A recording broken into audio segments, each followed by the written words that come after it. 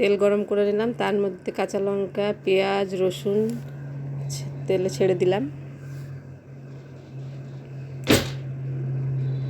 এবার ঝিঙের খোসাটা দিয়ে দেবো পেঁয়াজটা একটু ভাজা হয়ে গেলে।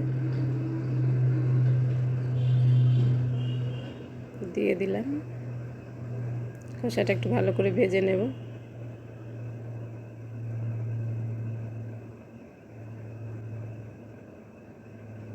এটাতে একটু নুন দিয়ে দেবো পরিমাণ মতো।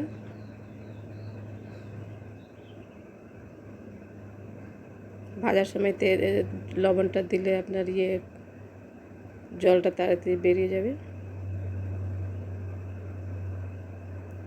ভাজা হয়ে গেছে, আমি নামানোর আগে একটু কালো জিরে দিয়ে দিলাম। এটাকে একটু নাড়াচাড়া করে নামিয়ে নেব।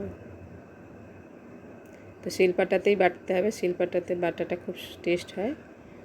আর মিক্সারে দিলে তো একটু জল দিতে হবে, জল দিলে স্বাদটাই নষ্ট হয়ে যাবে। এই বাটা দিয়ে এক থালা ভাত খাওয়া হয়ে যাবে। অনেক সময় খাওয়ার রুচি চলে যায়, এটা দিয়ে ভাত খেলে খুব সুন্দর এক থালা ভাত খাওয়া হয়ে যাবে। এরকম করে খুব সহজেই বাটা হয়ে যায়।